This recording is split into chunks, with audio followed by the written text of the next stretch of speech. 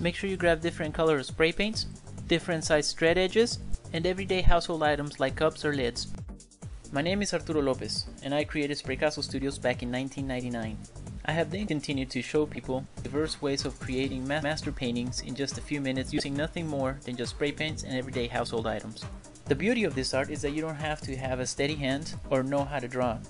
All it requires is a little bit of imagination and some dedication. So join us, and you too can become a Spraycasso master. I will walk you through diverse techniques of creating beginner level paintings, intermediate level paintings and techniques, advanced level paintings, and we'll take your skills even further to master level paintings. So if you guys are ready to embark into a new art adventure, then grab your spray paints and materials. Let's get started.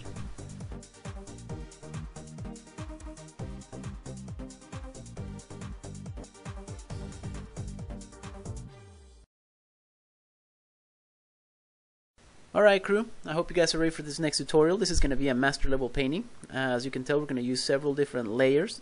The name of this painting is Birch Tree Forest. The first layer we're going to create is going to be the background. In this case it's going to be the sky, but more so than just the sky, it's going to be a light source as well. So we're going to use the mist technique here, very similar to the nebula technique, right? So we begin with our colors. In this case it's blue. Now I'm not going to make it completely all blue because I'm going to blend it in with some other colors, and I'll show you. Now I'm going to create the water as well, and I want the water to have a different tint than the sky. So I'm going to add a little bit of green here on the bottom, and for the sky I'm going to blend in some black. So I'm just going to use a little bit of black. I'm just going to blend that in. You guys have seen me use this technique several of my tutorials. I think Ghost Ship is probably the first one where I showed you guys this technique. Now this bottom one here, it's very similar to the dream technique. This is where you kind of fade in the black into the painting, and it makes it look like, well, kind of pretty much like you're looking into a dream. But anyways, this is just going to be the background layers, and as you can see, we already have it fading in.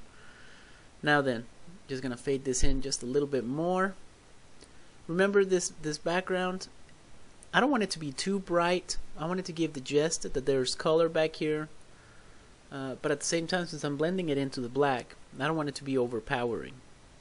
It gives it kind of like a little mystic feeling to the painting. You'll see what I mean. Alright, now I'm going to do something a little bit different here. I'm going to begin working on the background layers, and this is going to be the trees. And I'm going to create white trees. I don't think you guys have ever seen me use white trees before on these tutorials. I actually do it quite often. Now, the reason I'm going to start with the whites here, with the white trees in the background, is because I'm going to do a tutorial coming up next, and I'm going to show you how to create these trees, the birch trees, a little bit easier than what I'm going to go into here. And so those trees are going to be created with white. So I'm going to create the trees back here, but they're not going to be even. I don't want you to put them even in one straight line. I want you to put them randomly. So a couple of trees will be pretty even, like this one's here, right? Perhaps put the next one just a little bit higher than the first ones.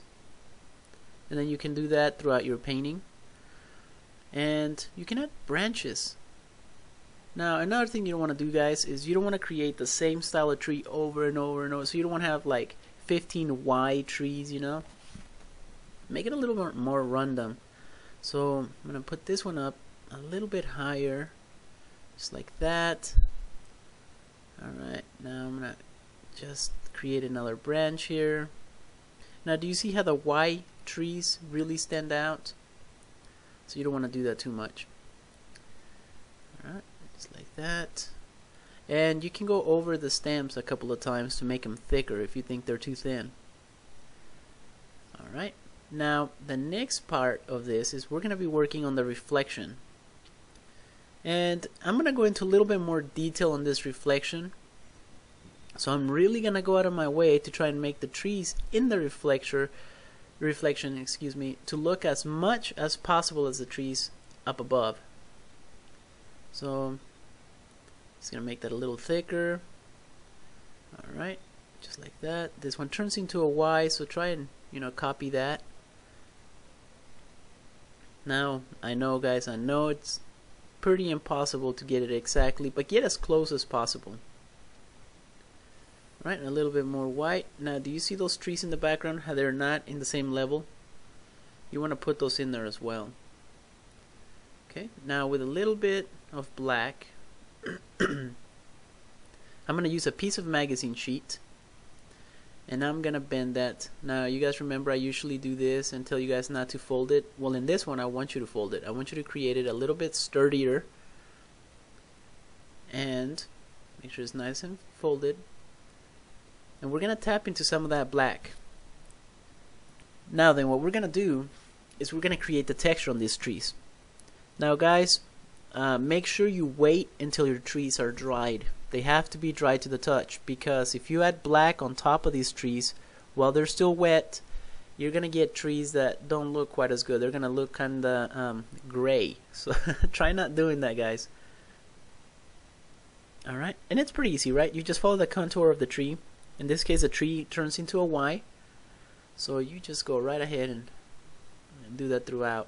Now there is an easier technique of doing this, guys, but I will show you that in a lesser advanced tutorial, because we can't use it in this one. There's too much color in the background. Alright, now here with the sea sponge, I'm just creating some background bushes.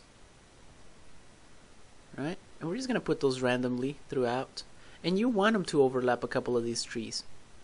It'll give the effect that the bushes are near you, closer to you, making the trees just a little bit further away. Alright, just gonna put that throughout here. Now keep in mind, guys, you are gonna have to use this as well in the reflection underneath. You wanna try and keep things consistent, so we're just gonna do that. We'll use the grass strand technique here as well. You guys remember that? That's in a couple of my tutorials as well. You guys should go take a look at that. And it's very easy. What you do is you use your sea sponge, tap into it, right? And then you just start smearing the paint upwards. Very similar to the fur technique. Alright. I'm just trying to keep in mind here how the reflection would look. So I'm just gonna do that randomly. I need to add a couple darker spots. And if you use the grass strand technique up above, make sure you try and use it underneath as well. Now here, using a magazine sheet, I'm just tapping into some white, and I'm going to create some snow. I know, guys, I know this is the second snow painting I've done, but it had just snowed here in Carlsbad, and we hadn't seen snow in a while, so it just it's funny how everyday events just encourage you and give you some ideas for paintings to do. I've gotten a lot of wonderful emails. A lot of you also wanted to know more about the snow and how to create it and make it look realistic. So I thought I'd use this tutorial to show you a little bit more about the snow. And it's very simple. You just tap into some snow and smear it downwards or upwards, or in this case you can even create little paths, or the effect of little paths, just by smearing the paint in a certain direction. This is all just using magazine sheets. Now the smearing will also give you the effect that it's windy, that the wind has pushed some of that snow onto the water. It'll give it a really cold effect. I don't know if you guys are noticing this. After I do the smearing, I go back and I add a couple of clumps of snow on top of that, just to make it look more realistic. Alright, now we're going to create another layer of trees. Here I'm going to use some black, and these trees are going to be closer to us. I'm just going to put those up here. Alright, just create different shapes. Now if you guys are wondering, why is it that you made the first trees white and the second one's black? Well, remember, the black and white is our neutral colors, guys. And I want you to be able to see the difference between the two layers. If I was to make the back ones black as well, you wouldn't be able to differentiate which layer's on top of which layer. So that's the reason for that, guys. So we're just gonna go ahead and create the same trees that we just created down in the reflection. Okay. Now this painting is very similar to another painting that I had done, and I think it's called Omnilight 2. I try and stick to a certain type of paintings, guys, so that whenever you guys try it, you guys can relate to some of the previous paintings. So you could say, oh yeah, I remember creating that painting. Yes, okay, well, we're going to take that a step further. We're going to add, a couple more details to make it more advanced. Now here, guys, I'm just smearing the colors that we used underneath. This is a technique you guys haven't seen me use before. I'm using the glove. Make sure that the glove fits perfectly on your fingers. You don't want it to be dragging behind. And we're just going to give the effect of ripples, right? Now, being that I'm making this into a tutorial, I'm not going as fast, so some of these layers dried a little bit. Use some clear coat. Clear coat definitely helps. Now, I don't know if you've noticed, guys, I added a lot more ripples on top than I did on the bottom. There is a purpose for that, as we're going to put some more land there. If you guys have noticed, every time there's land and there's water, there's a tendency to be a little bit more ripples where the land is than on the still parts of the water. So we are keeping that in mind. Okay. And as I was telling you guys, I want you guys to be able to look at some of these paintings and remember, I think the Omnilight was in advanced. So we use some advanced land making techniques on that one. Okay, so we're going to take that a step further, show you how to create something like that, but in snow. So see, now you guys know how to create two different paintings. Alright, let's add, I added another layer of ground. Now I'm going to make sure I differentiate where this ground ends and where the water is hitting it by adding a quick layer of white. See that little line? It makes all the difference. Alright, we're going to add one here. Wherever it is that you put some. Now here I just made a quick few strokes of white just to give it the effect of cold snow on top of the water. Maybe the water is starting to freeze. Maybe it is frozen. Or at least maybe some parts, huh? Couldn't have too many ripples if it was frozen. Alright, now I'm going to use another layer of black. We're going to go right on top of that. Now see how I overlapped the line that I just made with water on that top rock? You want to do that because that gives you the effect that this rock, this layer that we just created, is closer to you. Right? I'm just using a little bit of black here, guys. Right, we're using the grass strand technique, and we're just creating some strands of grass. Even though it's cold, there's still plenty of grass. Right? Okay. Now you want to make sure you put some of that grass into the water as well. Alright. A little bit more black.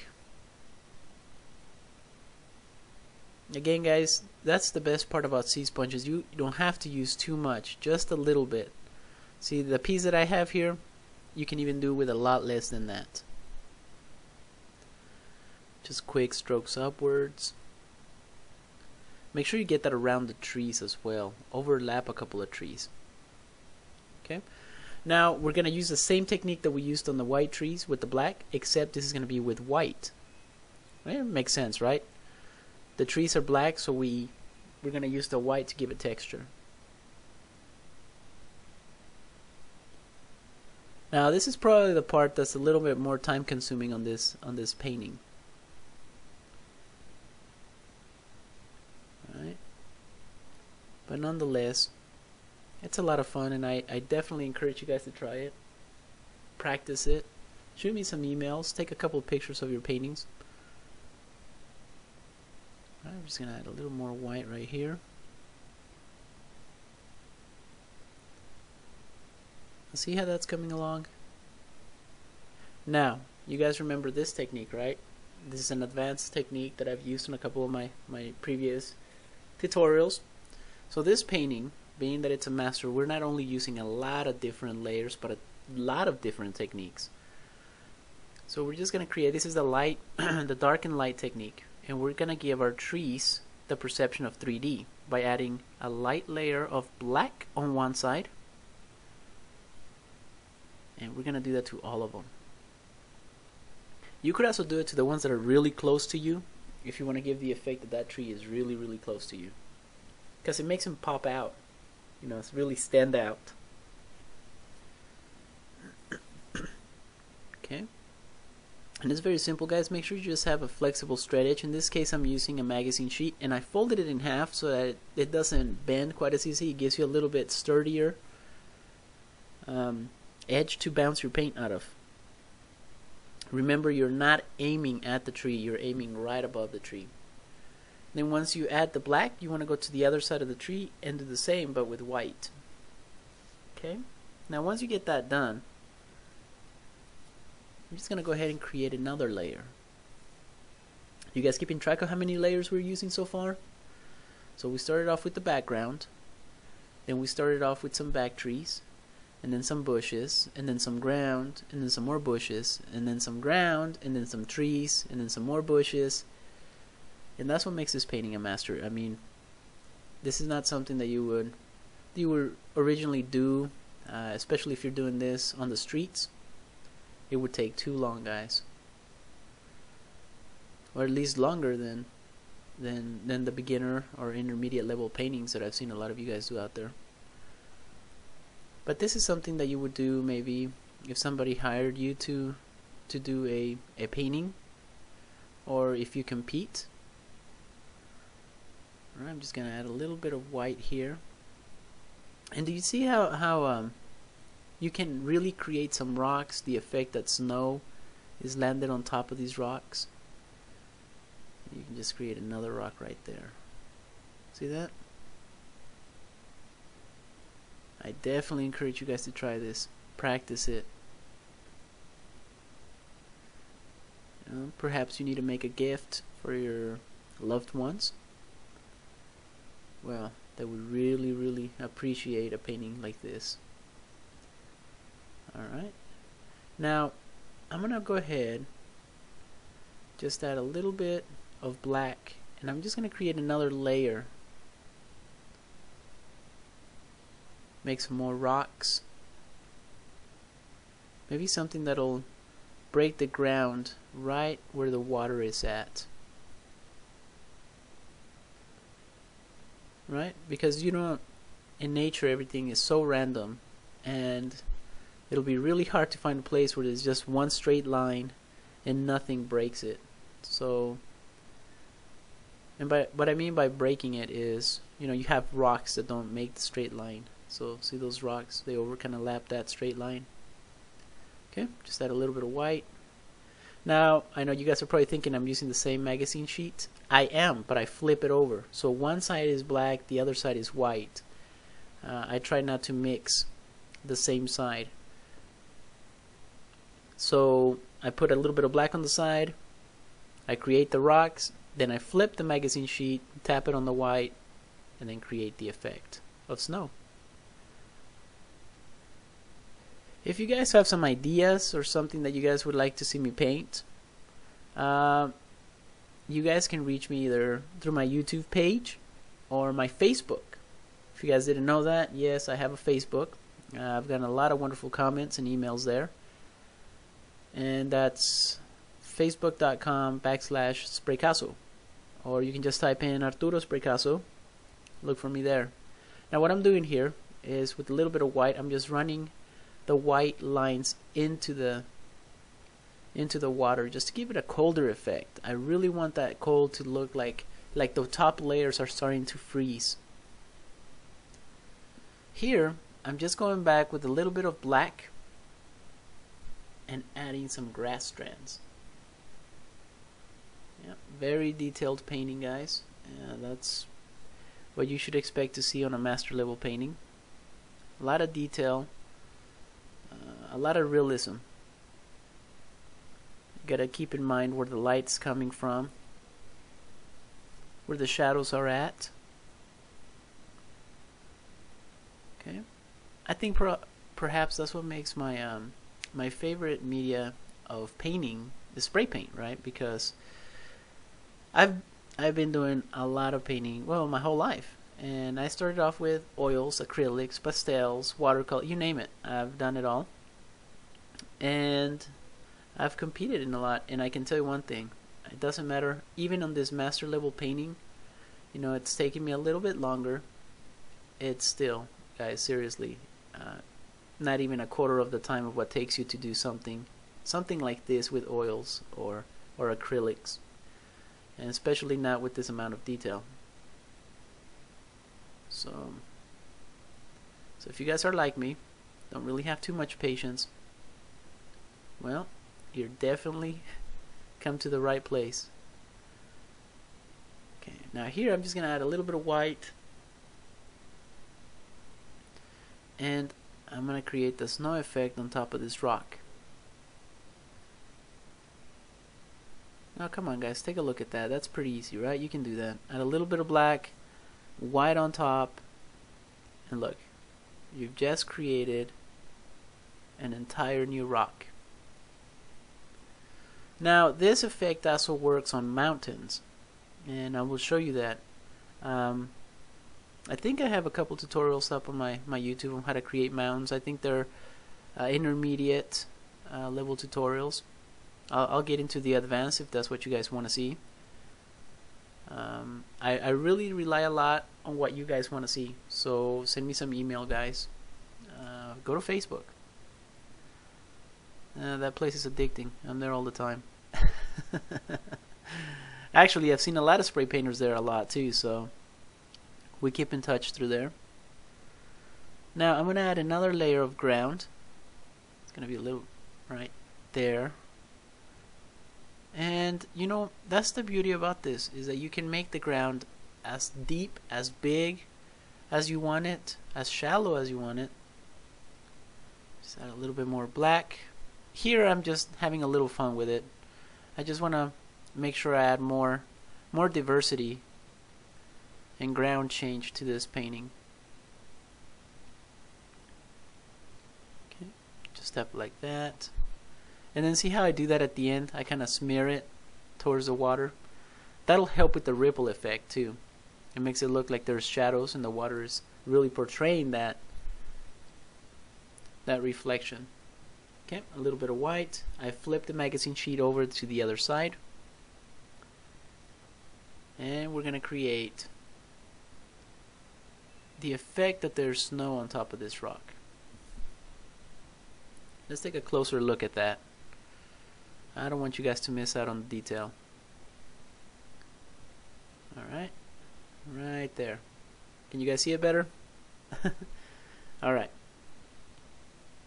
And see, all you do is you just add a little bit of white, and you can just add the white, or if you want to give it the effect like it's falling snow, you tap and then you drag down a little bit.